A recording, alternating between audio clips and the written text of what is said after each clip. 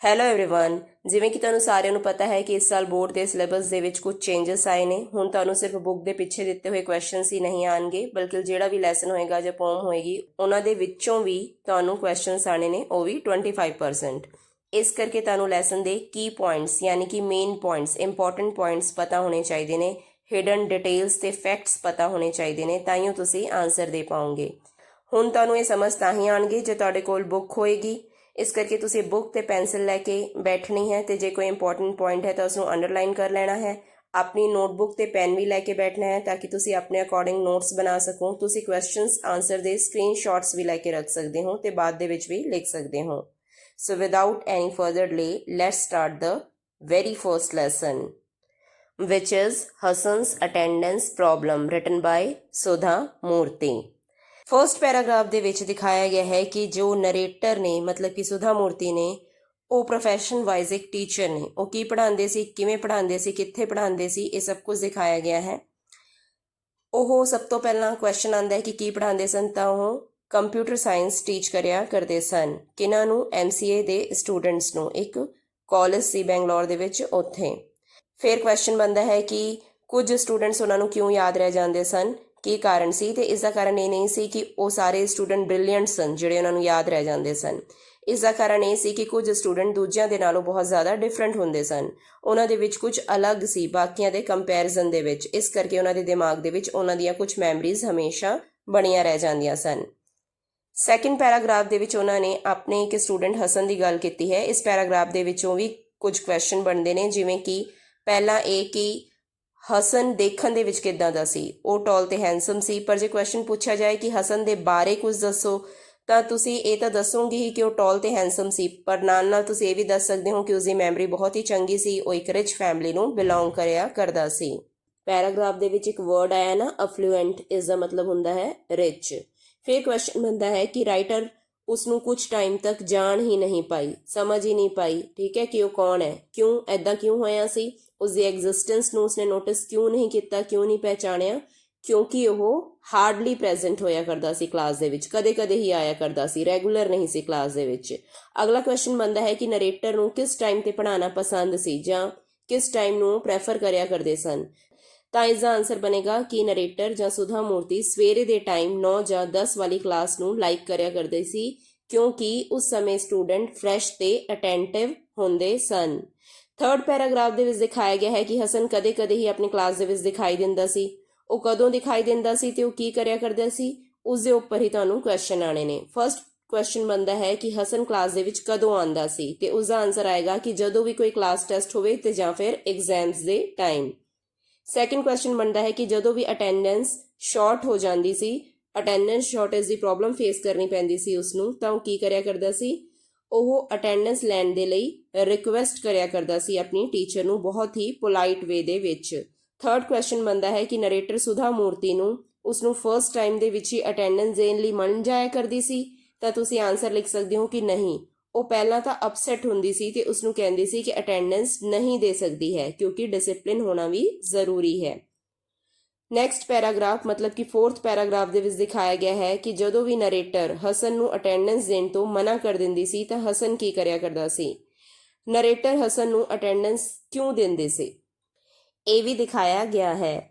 Narrator ਦੇ ਮਨਾ ਕਰਨ ਤੇ ਹਸਨ ਆਪਣੀ ਗਲਤੀ ਲਈ ਮਾਫੀ ਮੰਗਦਾ ਸੀ, ਪ੍ਰੋਮਿਸ ਕਰਦਾ ਸੀ ਕਿ ਅਗਲੀ ਵਾਰ ਤੋਂ ਹਮੇਸ਼ਾ ਕਲਾਸ ਲਗਾਵੇਗਾ, ਬਸ ਇਸ ਵਾਰ ਲਈ ਉਸਨੂੰ ਮਾਫ ਕਰ ਦਿੱਤਾ ਜਾਵੇ ਤੇ ਅਟੈਂਡੈਂਸ ਦੇ ਦਿੱਤੀ ਜਾਵੇ।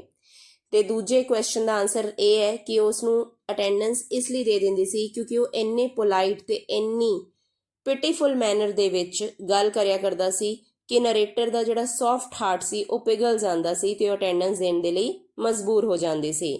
ਫਿਫਥ ਪੈਰਾਗ੍ਰਾਫ ਦੇ ਵਿੱਚ ਕੁਝ ਖਾਸ ਨਹੀਂ ਹੈ, ਬਸ ਇਹੀ ਦੱਸਿਆ ਗਿਆ ਹੈ ਕਿ ਉਸਦਾ ਦਿਲ ਪਿਘਲ ਜਾਇਆ ਕਰਦਾ ਸੀ। ਤੇ ਇਸ ਦੇ ਵਿੱਚ ਕੁਐਸਚਨ ਬਣ ਸਕਦਾ ਹੈ, ਤਾਂ ਇਹੀ ਬਣੇਗਾ ਕਿ ਹਸਨ ਦੀਆਂ ਗੱਲਾਂ ਸੁਣ ਕੇ ਨਰੇਟਰ ਦਾ ਦਿਲ ਪਿਘਲ ਜਾਂਦਾ ਸੀ, ਉਸਦੀ ਟੀਚਰ ਦਾ ਦਿਲ ਪਿਘਲ ਜਾਂਦਾ ਸੀ, ਤਾਂ ਆਨਸਰ ਆਏਗਾ ਯੈਸ, ਉਸਦਾ ਦਿਲ ਜਿਹੜਾ ਸੀ ਉਹ ਪਿਘਲ ਜਾਇਆ ਕਰਦਾ ਸੀ। ਸਿਕਸਥ ਪੈਰਾਗ੍ਰਾਫ ਦੇ ਵਿੱਚ ਦੱਸਿਆ ਗਿਆ ਹੈ ਕਿ ਹਸਨ ਸੁਧਰਨ ਵਾਲਿਆਂ ਵਿੱਚੋਂ ਨਹੀਂ ਸੀ। ਇਹ ਪੈਰਾਗ੍ਰਾਫ ਐਜ਼ ਹੀ ਵਾਜ਼ ਵੈਰੀ ਬ੍ਰਾਈਟ ਤੋਂ ਸਟਾਰਟ ਹੋ ਰਿਹਾ ਹੈ। ਇਸ ਦੇ ਵਿੱਚੋਂ ਵੀ ਤੁਹਾਨੂੰ ਕੁਐਸਚਨ ਆ ਸਕਦਾ ਹੈ ਕਿ ਹਸਨ ਕਦੇ ਵੀ ਸੁਧਰ ਸਕਿਆ ਜਾਂ ਉਹਦੇ ਵਿੱਚ ਕਦੇ ਸੁਧਾਰ ਆਇਆ, ਜਾਂ ਉਸਨੇ ਕਦੇ ਵੀ ਆਪਣੀ ਅਟੈਂਡੈਂਸ ਨੂੰ ਸੀਰੀਅਸਲੀ ਲਿਆ, ਕਲਾਸਿਸ 'ਚ ਰੈਗੂਲਰਲੀ ਆਇਆ, ਤਾਂ ਆਨਸਰ ਸਾਰਿਆਂ ਦਾ ਇੱਕੋ ਆਣਾ ਹੈ, ਉਹ ਹੈ ਨੋ।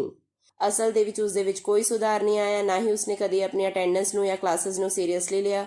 ਹਰ ਵਾਰੀ ਉਹ ਅਟੈਂਡੈਂਸ ਮੰਗ ਲੈਂਦਾ ਤੇ ਅਗਲੇ ਸਮੈਸਟਰ ਵਿੱਚ ਪਹੁੰਚ ਜਾਂਦਾ, ਪਰ ਰੈਗੂਲਰ ਕਦੇ ਨਹੀਂ ਹੁੰਦਾ। ਹਰ ਵਾਰੀ ਐਕਸਕਿਊਜ਼ਸ ਬਣਾ ਕੇ ਉਹ ਅਗਲੇ ਸਮੈਸਟਰ ਦੇ ਵਿੱਚ ਪਹੁੰਚਦਾ ਰਿਹਾ। 7th ਪੈਰਾਗ੍ਰਾਫ ਦੇ ਵਿੱਚ ਦਿਖਾਇਆ ਗਿਆ ਹੈ ਕਿ ਨਰੇਟਰ ਸੁਧਾ ਮੂਰਤੀ ਨੇ ਹਸਨ ਤੋਂ ਤੰਗ ਆ ਕੇ ਕੀ ਕੀਤਾ ਸੀ। ਇਹ ਪੈਰਾਗ੍ਰਾਫ ਸਟਾਰਟ ਹੋ ਰਿਹਾ ਹੈ once I got tired of his stories ਤੋਂ।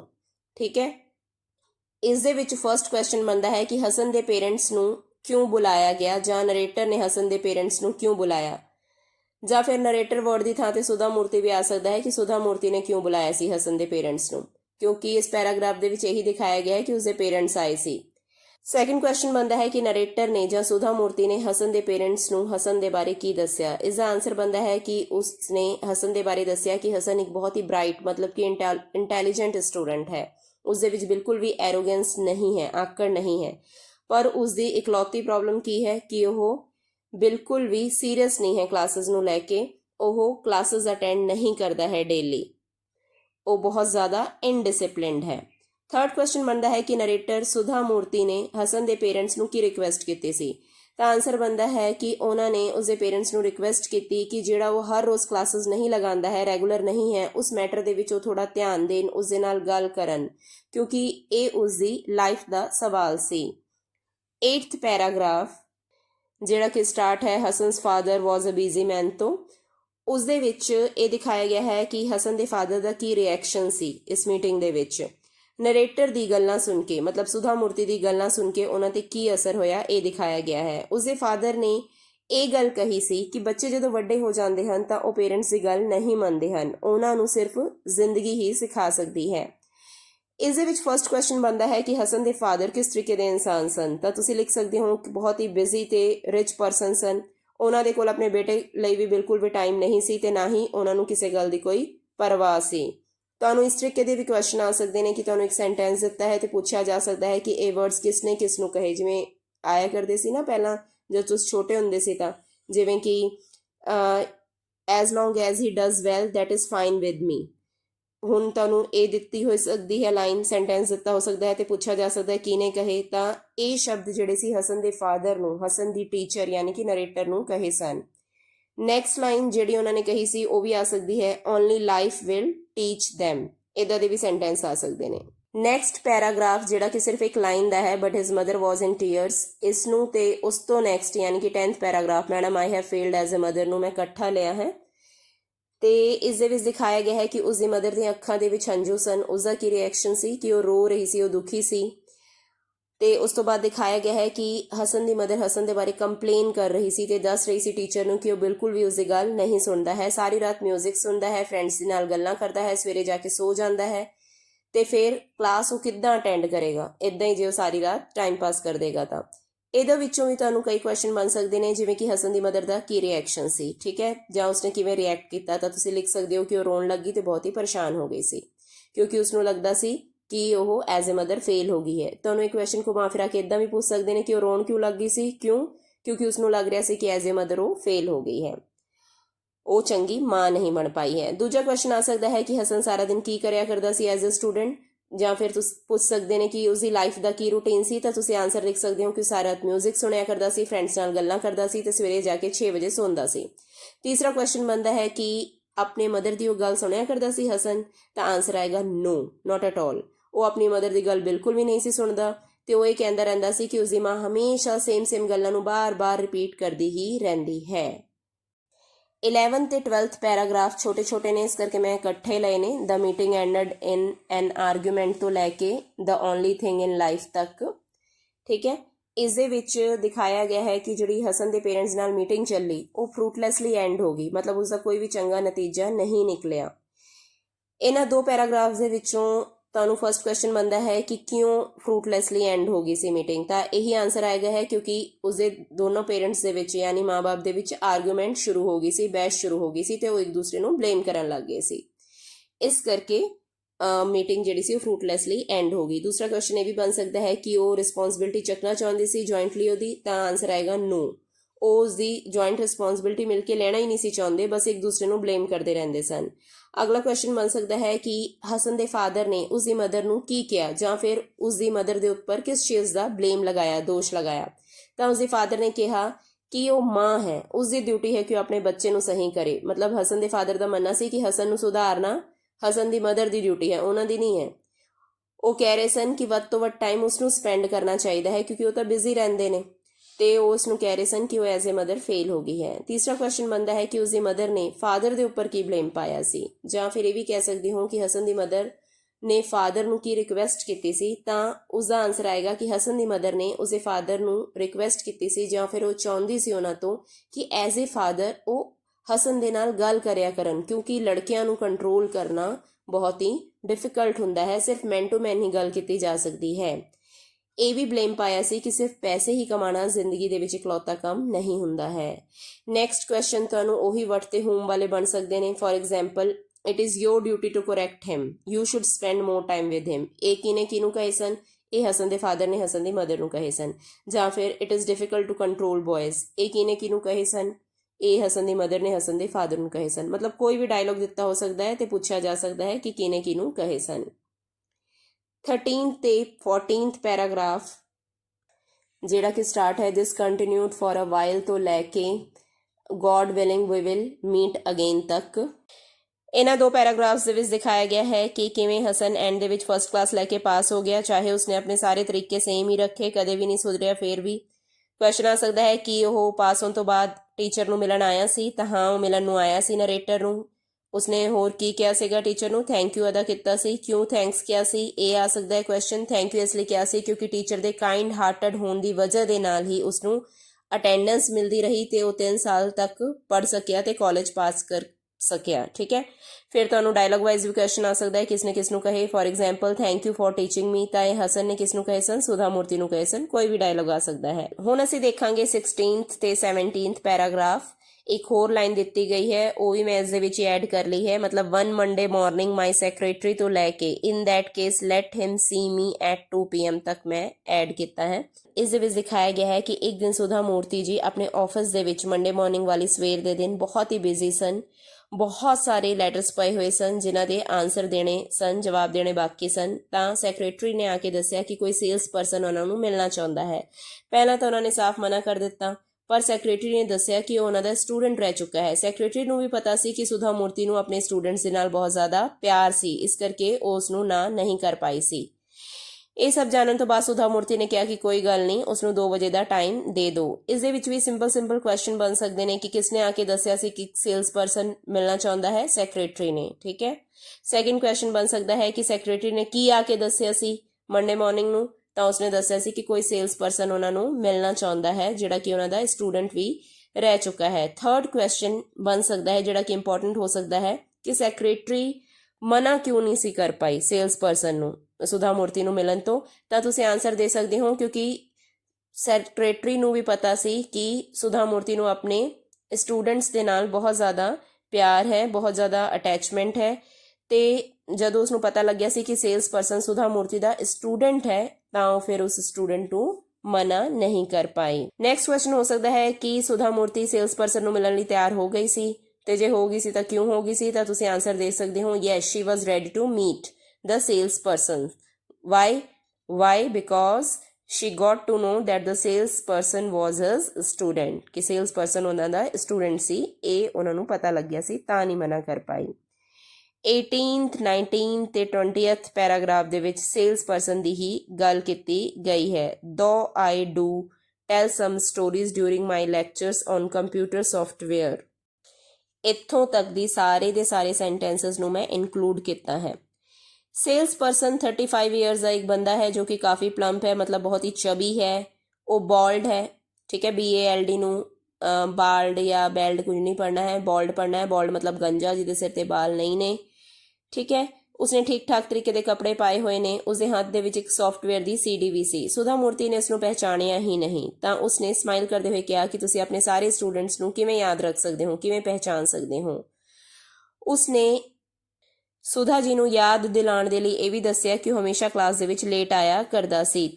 तद जाके सुधा मूर्ति ने उसनों पहचान लिया ते पूछया कि हसन तू किवें है, बहुत टाइम हो गया है सानू मिलिया नू। हसन ने दस्सिया कि वो बिल्कुल ठीक है ते उसनों उन्हां दे पढ़ाए हुए बहुत सारे लैसनस याद ने। सुधा मूर्ति पूछण लग गए कि उन्होंने किहड़े लैसन हुण तक याद ने, डेटाबेस मैनेजमेंट दे, सी दे जां पास्कल्स दे। ये सारे कंप्यूटर प्रोग्रामिंग लैंग्वेजेस दे नाम ने, सी पास्कल वगैरह, क्योंकि वो कंप्यूटर नाल रिलेटेड पढ़ाई करांदे सन तो वो कंप्यूटर दे लैसन पूछ रहे सन कि किहड़े याद ने। ਤਾਂ ਉਹਨਾਂ ਨੇ ਜਵਾਬ ਦਿੱਤਾ, ਹਸਨ ਨੇ ਜਵਾਬ ਦਿੱਤਾ ਕਿ ਇਸ ਦੇ ਵਿੱਚੋਂ ਤਾਂ ਉਹਨਾਂ ਨੂੰ ਕੁਝ ਵੀ ਯਾਦ ਨਹੀਂ ਹੈ, ਉਸਨੂੰ ਤਾਂ ਉਸਦੇ ਪੜ੍ਹਾਏ ਹੋਏ ਮੋਰਲ ਲੈਸਨਸ ਯਾਦ ਨੇ। ਸੁਧਾ ਮੂਰਤੀ ਨੇ ਕਿਹਾ ਕਿ ਉਸਨੂੰ ਤਾਂ ਯਾਦ ਵੀ ਨਹੀਂ ਹੈ ਕਿ ਉਸਨੇ ਕਿਹੜੇ ਮੋਰਲ ਲੈਸਨਸ ਉਸਨੂੰ ਪੜ੍ਹਾਏ ਸਨ, ਪਰ ਇਹ ਜ਼ਰੂਰ ਸੀ ਕਿ ਉਹ ਕੋਈ ਨਾ ਕੋਈ ਸਟੋਰੀ ਜ਼ਰੂਰ ਸੁਣਾਇਆ ਕਰਦੀ ਸੀ ਕਲਾਸ ਦੇ ਵਿੱਚ। ਇਹ ਰਹੇ 2-3 ਛੋਟੇ-ਛੋਟੇ ਪੈਰਾਗ੍ਰਾਫ। ਹੁਣ ਇਸ ਦੇ ਵਿੱਚੋਂ ਕਈ ਕੁਐਸਚਨ ਬਣ ਸਕਦੇ ਨੇ, ਜਿਵੇਂ ਕਿ ਸੇਲਸ ਪਰਸਨ ਅਸਲ 'ਚ ਕੌਣ ਸੀ, ਤਾਂ ਤੁਸੀਂ ਆਨਸਰ ਲਿਖ ਸਕਦੇ ਹੋ ਉਹ ਸੁਧਾ ਮੂਰਤੀ ਦੇ ਓਲਡ ਸਟੂਡੈਂਟ ਹਸਨ ਸਨ। ਇਸਦਾ ਉਲਟਾ ਵੀ ਆ ਸਕਦਾ ਹੈ ਕਿ ਹਸਨ ਹੁਣ ਕੀ ਬਣ ਚੁੱਕਿਆ ਸੀ ਕੁਝ ਸਾਲਾਂ ਦੇ ਬਾਅਦ, ਤੇ ਮਿਲਣ ਲਈ ਜਦੋਂ ਆਇਆ ਸੁਧਾ ਮੂਰਤੀ ਨੂੰ ਤਾਂ ਉਹ ਇੱਕ ਸੇਲਸ ਪਰਸਨ ਬਣ ਗਿਆ ਸੀ। ਸੈਕੰਡ ਕੁਐਸਚਨ ਬਣ ਸਕਦਾ ਹੈ ਕਿ ਸੁਧਾ ਮੂਰਤੀ ਨੇ ਫਸਟ ਟਾਈਮ ਦੇ ਵਿੱਚ ਹਸਨ ਨੂੰ ਪਹਿਚਾਨ ਲਿਆ ਸੀ, ਤਾਂ ਆਨਸਰ ਆਏਗਾ ਨਹੀਂ, ਉਸਨੂੰ ਫਸਟ ਟਾਈਮ ਦੇ ਵਿੱਚ ਨਹੀਂ ਪਹਿਚਾਣਿਆ ਸੀ ਬਲਕਿ ਹਸਨ ਨੇ ਯਾਦ ਦਿਲਾਇਆ ਸੀ। ਇੱਕ ਕੁਐਸਚਨ ਤੁਹਾਨੂੰ ਆਲਰੇਡੀ ਬੁੱਕ ਦੇ ਵਿੱਚ ਦਿੱਤਾ ਹੀ ਹੋਇਆ ਹੈ ਕਿ ਹਸਨ ਦੀ ਫਿਜ਼ੀਕਲ ਅਪੀਅਰੈਂਸ ਕੀ ਸੀ ਜਦੋਂ ਉਹ ਨਰੇਟਰ ਨੂੰ ਮਿਲਣ ਲਈ ਆਇਆ ਸੀ, ਤਾਂ ਤੁਸੀਂ ਆਨਸਰ ਦੱਸ ਸਕਦੇ ਹੋ ਕਿ ਉਹ ਥੋੜਾ ਫੈਟ ਤੇ ਬੋਲਡ ਹੋ ਗਿਆ ਸੀ ਤੇ ਉਹ ਮੋਡਰੇਟਲੀ ਡਰੈਸਡ ਸੀ। ਫੋਰਥ ਕੁਐਸਚਨ ਤੁਹਾਨੂੰ ਹੂ ਤੇ ਹੂਮ ਵਾਲਾ ਆ ਸਕਦਾ ਹੈ। For example, ma'am I am fine and remember many of your lessons, ये किने कहे सन, हसन ने टीचर ਨੂੰ ਕਹੇ ਸਨ। I didn't know what moral lessons I had taught, ਇਹ ਕਿਨੂੰ ਕਹੇ ਸਨ, ਇਹ ਸੁਧਾ ਮੂਰਤੀ ਨੇ ਹਸਨ ਨੂੰ ਕਹੇ ਸਨ। ਨੈਕਸਟ ਕੁਐਸਚਨ ਬਣ ਸਕਦਾ ਹੈ ਕਿ ਕਿਸ ਤਰੀਕੇ ਦੇ ਲੈਸਨਸ ਹਸਨ ਨੂੰ ਯਾਦ ਰਹਿ ਗਏ ਸਨ, ਤਾਂ ਅਸੀਂ ਲਿਖ ਸਕਦੇ ਹਾਂ ਹਸਨ ਨੂੰ ਸੁਧਾ ਮੂਰਤੀ ਜੇ ਜਾਂ ਨਰੇਟਰ ਦੇ ਪੜ੍ਹਾਏ ਹੋਏ ਸਾਰੇ ਮੋਰਲ ਲੈਸਨਸ ਯਾਦ ਸਨ।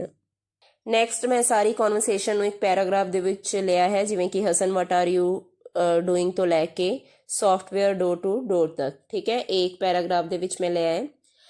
ਇਸ ਦੇ ਵਿੱਚ ਦਿਖਾਇਆ ਗਿਆ ਹੈ ਕਿ ਉਹਨਾਂ ਦੇ ਵਿੱਚ ਆਪਸ ਦੇ ਵਿੱਚ ਕੀ ਕਨਵਰਸੇਸ਼ਨ ਹੋ ਰਹੀ ਹੈ, ਠੀਕ ਹੈ। ਉਹ ਉਹਨਾਂ ਨੂੰ ਪੁੱਛਦੀ ਹੈ ਕਿ ਉਹ ਕੀ ਕਰ ਰਿਹਾ ਇਸ ਵਕਤ, ਤਾਂ ਉਹ ਦੱਸਦੇ ਹਨ ਕਿ ਉਹ ਹੁਣ ਸੌਫਟਵੇਅਰ ਸੈਲਿੰਗ ਦਾ ਕੰਮ ਕਰਿਆ ਕਰਦਾ ਸੀ ਐਜ਼ ਏ ਸੇਲਸ ਪਰਸਨ। ਤੁਹਾਨੂੰ ਕੁਐਸਚਨ ਆ ਸਕਦਾ ਹੈ ਕਿ ਕੀ ਪੁੱਛਿਆ ਟੀਚਰ ਨੇ ਜਾਂ ਉਹ ਕਿਹੜਾ ਕੰਮ ਕਰਿਆ ਕਰਦਾ ਸੀ, ਠੀਕ ਹੈ। ਤਾਂ ਉਹ ਸੌਫਟਵੇਅਰ ਸੈਲ ਕਰਨ ਦਾ ਕੰਮ ਕਰਿਆ ਕਰਦਾ ਸੀ। ਕਿਹੜਾ ਸੌਫਟਵੇਅਰ, ਜਿਹੜਾ ਕਿ ਮੈਥ ਤੇ ਫਿਜ਼ਿਕਸ ਤੇ ਕੈਮਿਸਟਰੀ ਨੂੰ ਪੜ੍ਹਾਉਣ ਦੇ ਵਿੱਚ ਯੂਜ਼ਫੁਲ ਹੁੰਦਾ ਹੈ। ਥਰਡ ਕੁਐਸਚਨ ਬਣ ਸਕਦਾ ਹੈ ਕਿ ਟੀਚਰ ਨੂੰ ਕੀ ਐਕਸਪੈਕਟੇਸ਼ਨਸ ਸਨ ਹਸਨ ਤੋਂ, ਜਾਂ ਉਸਨੇ ਕਦੇ ਸੋਚਿਆ ਸੀ ਕਿ ਉਹ ਹਸਨ ਨੂੰ ਇੱਕ ਸੇਲਸ ਪਰਸਨ ਦੇ ਰੂਪ ਵਿੱਚ ਦੇਖੇਗੀ, ਤਾਂ ਤੁਸੀਂ ਆਨਸਰ ਲਿਖ ਸਕਦੇ ਹੋ ਕਿਉਂਕਿ ਹਸਨ ਇੱਕ ਬ੍ਰਾਈਟ ਸਟੂਡੈਂਟ ਸੀ ਤਾਂ ਟੀਚਰ ਨੂੰ ਐਕਸਪੈਕਟੇਸ਼ਨਸ ਸਨ ਕਿ ਉਹ ਆਪਣੀ ਲਾਈਫ ਦੇ ਵਿੱਚ ਬਹੁਤ ਹੀ ਵਧੀਆ ਕਰ ਰਿਹਾ ਹੋਵੇਗਾ ਜਾਂ ਬਹੁਤ ਕੁਝ ਅਚੀਵ ਕਰ ਚੁੱਕਾ ਹੋਵੇਗਾ। ਤੇ ਜਾਂ ਫਿਰ ਤੁਸੀਂ ਇਹ ਵੀ ਆਨਸਰ ਲਿਖ ਸਕਦੇ ਹੋ ਕਿ ਉਸਨੇ ਐਕਸਪੈਕਟ ਨਹੀਂ ਕੀਤਾ ਸੀ ਕਿ ਉਸ ਕਦੇ ਵੀ ਸੇਲਸ ਪਰਸਨ ਦੇ ਰੂਪ ਵਿੱਚ ਉਸਨੂੰ ਦੇਖੇਗੀ। ਅਗਲਾ ਕੁਐਸਚਨ ਆ ਸਕਦਾ ਹੈ, ਘੁਮਾ ਕੇ ਵੀ ਤੁਹਾਨੂੰ ਪੁੱਛਿਆ ਜਾ ਸਕਦਾ ਹੈ ਕਿ ਸੁਧਾ ਮੂਰਤੀ ਨੂੰ ਕਿਉਂ ਲੱਗਦਾ ਸੀ ਕਿ ਹਸਨ ਨੇ ਆਪਣੀ ਲਾਈਫ ਦੇ ਵਿੱਚ ਬਹੁਤ ਕੁਝ ਵਧੀਆ ਕੀਤਾ ਹੋਵੇਗਾ। ਇਹੀ ਆਨਸਰ ਸੀਗਾ ਕਿ ਕਿਉਂਕਿ ਉਹ ਬਹੁਤ ਜ਼ਿਆਦਾ ਬ੍ਰਾਈਟ ਇੰਟੈਲੀਜੈਂਟ ਸਟੂਡੈਂਟ ਸੀ, ਇਸ ਕਰਕੇ ਉਸਨੂੰ ਲੱਗਦਾ ਸੀ ਕਿਉਂਕਿ ਉਸਦੇ ਨਾਲ ਦੇ ਕਲਾਸਮੇਟ ਸੌਫਟਵੇਅਰ ਇੰਡਸਟਰੀ ਦੇ ਵਿੱਚ ਬਹੁਤ ਹੀ ਵਧੀਆ ਪੋਜੀਸ਼ਨਸ 'ਤੇ ਲੱਗੇ ਹੋਏ ਸਨ। Next paragraph, madam you know I was very irregular ਤੋਂ ਲੈ ਕੇ ਪੂਰਾ ਪੈਰਾਗ੍ਰਾਫ ਜਿਹੜਾ ਲੰਬਾ ਸਾਰਾ ਹੈ result of my own habits ਤੱਕ ਅਸੀਂ ਦੇਖਣਾ ਹੈ। ਇਸ ਪੂਰੇ ਪੈਰਾਗ੍ਰਾਫ ਦੇ ਵਿੱਚ ਹਸਨ ਨੇ ਸੁਧਾ ਮੂਰਤੀ ਨੂੰ ਆਪਣੀ ਫੇਲੀਅਰ ਦੇ, ਆਪਣੀ ਨਾਕਾਮਯਾਬੀ ਦੇ ਰੀਜ਼ਨਸ ਦੱਸੇ ਹਨ। ਇਹ ਪੂਰਾ ਪੈਰਾਗ੍ਰਾਫ ਬਹੁਤ ਬਹੁਤ ਬਹੁਤ ਜ਼ਿਆਦਾ ਇੰਪੋਰਟੈਂਟ ਹੈ। ਇਸ ਦੇ ਸਾਰੇ ਡਾਇਲੌਗਸ ਬਹੁਤ ਇੰਪੋਰਟੈਂਟ ਨੇ, ਤੁਹਾਨੂੰ ਪਤਾ ਹੋਣੇ ਚਾਹੀਦੇ ਨੇ ਕਿਹਨੇ ਕਿਹਨੂੰ ਕਹੇ ਨੇ। ਮੈਂ ਇਹ ਨਹੀਂ ਕਹਿ ਰਹੀ ਕਿ ਤੁਸੀਂ ਬਹਿ ਕੇ ਰੱਟੇ ਲਾਣੇ ਸ਼ੁਰੂ ਕਰ ਦਿਓ, ਇਹਦੇ ਕ੍ਰੈਮਿੰਗ ਕਰਨੀ ਸ਼ੁਰੂ ਕਰ ਦਿਓ, ਬਟ ਐਟਲੀਸਟ ਤੁਹਾਨੂੰ ਪਤਾ ਹੋਣਾ ਚਾਹੀਦਾ ਹੈ ਸੁਣ ਕੇ ਜਾਂ ਪੜ੍ਹ ਕੇ ਵੀ ਕਿਹਨੇ ਕਿਹਨੂੰ ਕਹੇ ਹਨ, ਠੀਕ ਹੈ। ਕੋਈ ਵੀ ਆ ਸਕਦਾ ਹੈ, ਠੀਕ ਹੈ, ਇਹਦੇ ਵਿੱਚੋਂ ਕੋਈ ਵੀ ਡਾਇਲੌਗ ਪੁੱਛਿਆ ਜਾ ਸਕਦਾ ਹੈ। ਵੈਸੇ ਵੀ ਇਹ ਪੈਰਾਗ੍ਰਾਫ ਬਹੁਤ ਜ਼ਿਆਦਾ ਇੰਪੋਰਟੈਂਟ ਹੈ। ਤੁਹਾਨੂੰ ਮੈਂ ਇੱਕ ਅੱਧਾ ਦੱਸ ਦਿੰਦੀ ਹਾਂ, ਜਿਵੇਂ ਕਿ ਆਈ was very irregular in the class, ਇਹ ਕਾਲਜ, ਇਹ ਕਿਹਨੇ ਕਹੇ ਸਨ, ਹਸਨ ਨੇ ਸੁਧਾ ਮੂਰਤੀ ਨੂੰ ਦੱਸੇ ਸਨ, ਠੀਕ ਹੈ।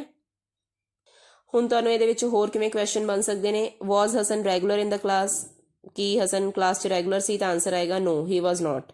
ਸੈਕਿੰਡ ਕੁਐਸਚਨ ਬਣ ਸਕਦਾ ਹੈ ਕਿ ਹਸਨ ਦੀ ਹੈਬਿਟਸ ਚੇਂਜ ਹੋਈਆਂ ਸੀ ਆਫਟਰ ਗ੍ਰੈਜੂਏਸ਼ਨ ਜਦੋਂ ਦੀ ਕੰਪਲੀਟ ਹੋ ਗਈ ਸੀ, ਤਾਂ ਇਸ ਦਾ ਵੀ ਆਨਸਰ ਆਏਗਾ ਨੋ, ਉਸਦੀਆਂ ਆਦਤਾਂ ਵਿੱਚ ਕੋਈ ਚੇਂਜ ਨਹੀਂ ਆਇਆ ਸੀ ਆਫਟਰ ਗ੍ਰੈਜੂਏਸ਼ਨ। ਤੁਹਾਨੂੰ ਪੁੱਛਿਆ ਜਾ ਸਕਦਾ ਹੈ ਕਿ ਕਦੇ ਹਸਨ ਨੇ ਆਪਣੀ ਮਦਰ ਨੂੰ ਸੀਰੀਅਸਲੀ ਲਿਆ, ਤਾਂ ਨਹੀਂ, ਤੁਸੀਂ ਇਸ ਦਾ ਆਨਸਰ ਦੋਗੇ ਕਿ ਨਹੀਂ, ਉਸਨੇ ਆਪਣੇ ਮਦਰ ਨੂੰ ਕਦੇ ਵੀ ਸੀਰੀਅਸਲੀ ਨਹੀਂ ਲਿਆ, ਹਮੇਸ਼ਾ ਟੇਕਨ ਫॉर ਗ੍ਰਾਂਟਡ ਹੀ ਲਿਆ ਸੀ। ਫਿਰ ਨੈਕਸਟ ਕੁਐਸਚਨ ਬਣਦਾ ਹੈ ਕਿ ਪੇਰੈਂਟਸ ਨੇ ਜਦੋਂ ਹਸਨ ਨੂੰ ਬਹੁਤ ਜ਼ਿਆਦਾ ਪ੍ਰੈਸ਼ਰਾਈਜ਼ ਕੀਤਾ ਤਾਂ ਹਸਨ ਨੇ ਕੀ ਕੀਤਾ, ਹਸਨ ਨੇ ਇੱਕ ਜੌਬ ਜੁਆਇਨ ਕਰ ਲਈ। ਨੈਕਸਟ ਕੁਐਸਚਨ ਬਣਦਾ ਹੈ ਕਿ ਆਫਿਸ ਦੇ ਵਿੱਚ ਉਸਦੀਆਂ ਆਦਤਾਂ ਸੇਮ ਰਹੀਆਂ, ਤਾਂ ਆਨਸਰ ਲਿਖੋਗੇ ਯੈਸ, ਉਸਦੀਆਂ ਸਾਰੀ ਹੈਬਿਟਸ ਸੇਮ ਰਹੀਆਂ ਆਫਿਸ ਦੇ ਵਿੱਚ ਵੀ। ਲੇਟ ਪਹੁੰਚਣ ਦੀ ਆਦਤ, ਟਾਈਮ ਤੇ ਕੰਮ ਨਾ ਨਿਪਟਾਉਣ ਦੀ ਆਦਤ, ਅਪਾਇੰਟਮੈਂਟਸ ਨਾ ਪੂਰੀ ਕਰਨ ਦੀ ਆਦਤ, ਰਿਸਪੌਂਸਿਬਿਲਿਟੀ ਨਾ ਚੁੱਕਣ ਦੀ ਆਦਤ, ਸਾਰੀਆਂ ਆਦਤਾਂ ਸੇਮ ਰਹੀਆਂ। ਤੁਹਾਨੂੰ ਇਹ ਕੁਐਸਚਨ ਬਣ ਸਕਦਾ ਹੈ ਕਿ ਹਸਨ ਨੂੰ ਕੀ ਡੀਪ ਨੌਲੇਜ ਸੀ ਆਪਣੀ ਫੀਲਡ ਦੀ, ਤਾਂ ਆਨਸਰ ਲਿਖੋਗੇ ਨਹੀਂ, ਕਿਉਂਕਿ ਬਹੁਤ ਹੀ ਮੁਸ਼ਕਿਲ ਦੇ ਨਾਲ ਪੜ੍ਹਾਈ ਕਰਿਆ ਕਰਦਾ ਸੀ ਜਦੋਂ ਕਾਲਜ ਦੇ ਵਿੱਚ ਸੀ। ਸਿਰਫ ਆਪਣੇ ਐਗਜ਼ਾਮਸ ਤੋਂ ਪਹਿਲਾਂ ਪੜ੍ਹਿਆ ਕਰਦਾ ਸੀ ਇੰਪੋਰਟੈਂਟ ਕੁਐਸਚਨ ਨੂੰ, ਤੇ ਗੈਸ ਵਰਕ ਦੇ ਨਾਲ ਹੀ ਫਸਟ ਕਲਾਸ ਦੇ ਲੈ ਕੇ ਪਾਸ ਹੋ ਜਾਇਆ ਕਰਦਾ ਸੀ।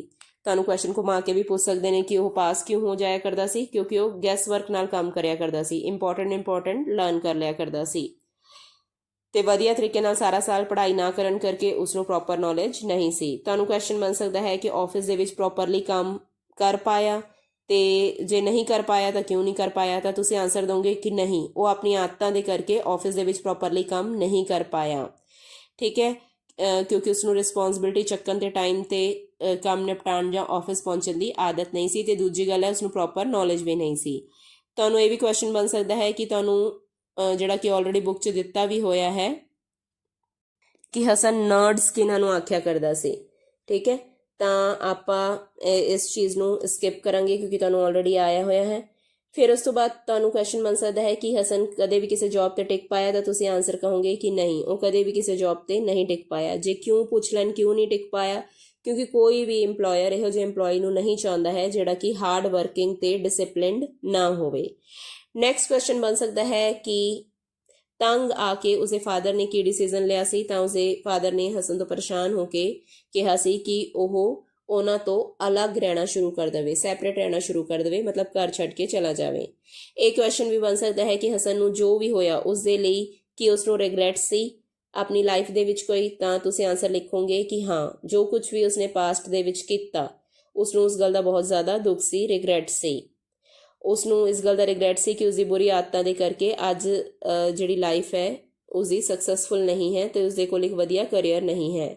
ਇਹ ਕੁਐਸਚਨ ਵੀ ਬਣ ਸਕਦਾ ਹੈ ਕਿ ਆਫਿਸ ਦੇ ਲੋਕ, ਮਤਲਬ ਉਸਦੇ ਕਲੀਗਸ ਜਿਹੜੇ ਸੀ, ਜੇ ਬਾਕੀ ਦੇ ਇੰਪਲੋਇਜ਼ ਸੀਗੇ ਜਾਂ ਇੰਪਲੋਇਰ ਸੀ, ਉਹ ਉਸਨੂੰ ਲਾਈਕ ਕਰਿਆ ਕਰਦੇ ਸਨ, ਤਾਂ ਆਨਸਰ ਆਏਗਾ ਨਹੀਂ, ਉਸਦੀ ਨੇਚਰ, ਬਿਹੇਵੀਅਰ ਤੇ ਉਸਦੀ ਹੈਬਿਟਸ ਦੇ ਕਰਕੇ ਉਸਨੂੰ ਕੋਈ ਵੀ ਲਾਈਕ ਨਹੀਂ ਸੀ ਕਰਿਆ ਕਰਦਾ। ਨੈਕਸਟ ਕੁਐਸਚਨ ਇਹ ਹੋ ਸਕਦਾ ਹੈ ਕਿ ਜਦੋਂ ਆਫਿਸ ਦੇ ਵਿੱਚ ਉਹ ਕਿਸੇ ਕੰਮ 'ਚ ਸਫਲ ਨਹੀਂ ਹੋ ਪਾਉਂਦਾ ਸੀ, ਤਾਂ ਫਰਸਟ੍ਰੇਸ਼ਨ ਦੇ ਵਿੱਚ ਉਹ ਕੀ ਕਰਨਾ ਸ਼ੁਰੂ ਕਰ ਦਿੰਦਾ ਸੀ, ਉਹ ਆਫਿਸ ਤੇ ਘਰ ਦੋਨੋਂ ਥਾਵਾਂ ਤੇ ਹੀ ਲੜਾਈ ਕਰਨੀ ਸ਼ੁਰੂ ਕਰ ਦਿੰਦਾ ਸੀ।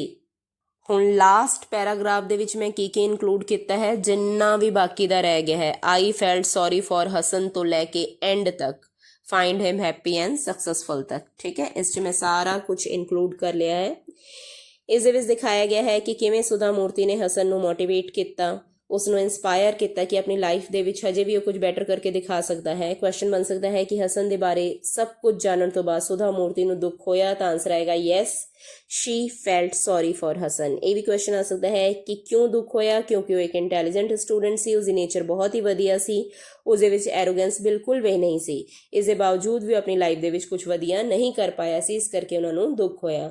ਨੈਕਸਟ ਕੁਐਸਚਨ ਬਣੇਗਾ ਕਿ ਸੁਧਾ ਮੂਰਤੀ ਨੇ ਜਾਂ ਨਰੇਟਰ ਨੇ ਉਸਨੂੰ ਕੀ ਸਮਝਾਇਆ, ਤਾਂ ਆਨਸਰ ਆਏਗਾ ਕਿ ਉਹਨਾਂ ਨੇ ਸਮਝਾਇਆ ਕਿ ਕਦੇ ਵੀ ਫਰੈਸ਼ ਸਟਾਰਟ ਕੀਤਾ ਜਾ ਸਕਦਾ ਹੈ, ਕੋਈ ਏਜ ਨਹੀਂ ਹੁੰਦੀ ਹੈ ਕੁਝ ਵੀ ਨया ਸਟਾਰਟ ਕਰਨ ਦੇ ਲਈ।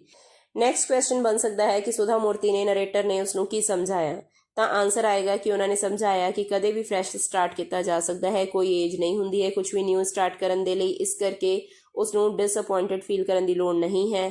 ਆਪਣੀ ਆਦਤਾਂ ਦੇ ਵਿੱਚ ਚੇਂਜ ਲਿਆਉਣਾ ਹੁਣੇ ਵੀ ਪੋਸੀਬਲ ਹੈ, ਜੇ ਬੰਦੇ ਦੇ ਵਿੱਚ ਵਿਲ ਪਾਵਰ ਹੋਵੇ ਤਾਂ ਉਹ ਕੁਝ ਵੀ ਹਾਸਿਲ ਕਰ ਸਕਦਾ ਹੈ।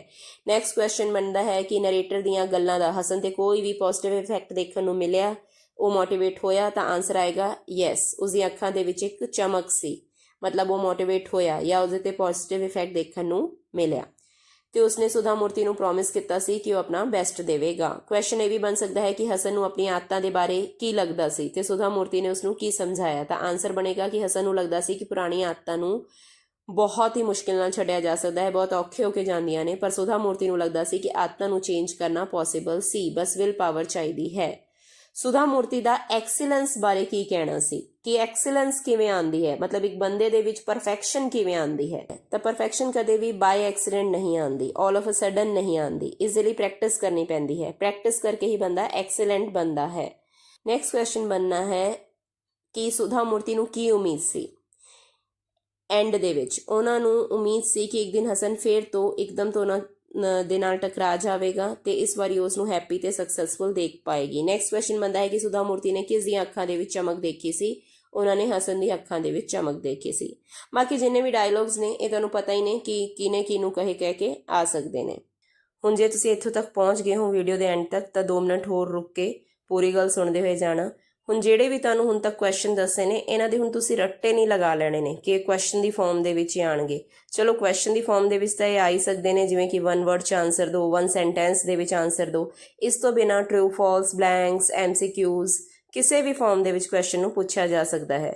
ਸੋ ਡਿਟੇਲਸ ਨੂੰ ਜਾਣਨ ਦੇ ਉੱਤੇ ਤੁਸੀਂ ਫੋਕਸ ਕਰਨਾ ਹੈ, ਨਾ ਕਿ ਕ੍ਰੈਮਿੰਗ ਦੇ ਵਿੱਚ ਰੱਟਾ ਲਾਉਣ ਤੇ ਫੋਕਸ ਨਹੀਂ ਕਰਨਾ। ਫॉर एग्जाम्पल ਤੁਹਾਨੂੰ question C was Hasan regular in college, answer in 1 word, ਤਾਂ ਤੁਸੀਂ ਆਨਸਰ ਲਿਖੋਗੇ ਨੋ। ਅਗਰ ਇਹੀ ਪੁੱਛਿਆ ਜਾਂਦਾ ਵਾਜ਼ Hasan regular in college, answer in 1 sentence, ਤਾਂ ਤੁਸੀਂ ਲਿਖਦੇ ਨੋ ਹਸਨ ਵਾਜ਼ ਨਾਟ ਰੈਗੂਲਰ ਇਨ ਕਾਲਜ। ਫਿਰ ਇਸੇ ਨੂੰ ਬਲੈਂਕ ਦੀ ਫਾਰਮ 'ਚ ਪੁੱਛਿਆ ਜਾ ਸਕਦਾ ਹੈ ਹਸਨ ਵਾਜ਼ ਡੈਸ਼ ਇਨ ਕਾਲਜ, ਤਾਂ ਇਰਰੈਗੂਲਰ ਆਣਾ ਹੈ। ਇਸੇ ਨੂੰ ਟਰੂ ਫਾਲਸ ਦੀ ਫਾਰਮ ਦੇ ਵਿੱਚ ਪੁੱਛਿਆ ਜਾ ਸਕਦਾ ਸੀ ਹਸਨ ਵਾਜ਼ ਰੈਗੂਲਰ ਇਨ ਕਾਲਜ, ਟਰੂ ਹੈ ਜਾਂ ਫਾਲਸ ਹੈ, ਤਾਂ ਇਹ ਫਾਲਸ ਹੈ। ਜੇ ਇੱਥੇ ਲਿਖਿਆ ਹੁੰਦਾ ਹਸਨ ਵਾਜ਼ ਇਰਰੈਗੂਲਰ ਇਨ ਕਾਲਜ, ਇਹ ਟਰੂ ਹੈ ਜਾਂ ਫਾਲਸ ਹੈ, ਤਾਂ ਟਰੂ ਹੈ। MCQ ਦੀ ਫਾਰਮ ਦੇ ਵਿੱਚ ਪੁੱਛਿਆ ਜਾ ਸਕਦਾ ਸੀ ਹਸਨ ਵਾਜ਼ ਡੈਸ਼ ਇਨ ਕਾਲਜ, ਇਰਰੈਗੂਲਰ, ਰੈਗੂਲਰ, ਪੰਕਚੁਅਲ ਜਾਂ ਡਿਸਿਪਲਿਨਡ, ਤਾਂ ਉਹ ਕੀ ਸੀ? ਇਰਰੈਗੂਲਰ ਸੀ। ਠੀਕ ਹੈ। I tried my best to cover each and everything in the video। ਤੁਸੀਂ ਜੇ ਇੱਥੋਂ ਤੱਕ ਆਏ ਹੋ ਤਾਂ ਇਹਦਾ ਮਤਲਬ ਇਹ ਹੈ ਕਿ ਤੁਸੀਂ ਆਪਣੀ ਪੜ੍ਹਾਈ ਨੂੰ ਲੈ ਕੇ, ਸਟੱਡੀ ਨੂੰ ਲੈ ਕੇ ਬਹੁਤ ਹੀ ਸੀਰੀਅਸ ਹੋ। ਇਸ ਵੀਡੀਓ ਨੂੰ ਉਹਨਾਂ ਸਟੂਡੈਂਟਸ ਦੇ ਨਾਲ ਸ਼ੇਅਰ ਕਰ ਦਿਓ ਜਿਹੜੇ ਤੁਹਾਡੇ ਵਾਂਗੂ ਹੀ ਪੜ੍ਹਾਈ ਨੂੰ ਲੈ ਕੇ ਇਕੁਅਲੀ ਸੀਰੀਅਸ ਨੇ ਤੇ ਫੁੱਲ ਮਾਰਕਸ ਲੈਣਾ ਚਾਹੁੰਦੇ ਨੇ। ਚੈਨਲ ਨੂੰ ਆਪਣੇ ਫਰੈਂਡਸ ਦੇ ਨਾਲ ਸ਼ੇਅਰ ਕਰਿਓ ਤਾਂ ਕਿ ਉਹ ਸਮਰੀ ਵਗੈਰਾ ਦੇਖ ਸਕਣ। ਸਬਸਕ੍ਰਾਈਬ ਕਰਿਓ ਚੈਨਲ ਨੂੰ। Thank you so much for watching. C you in the next video.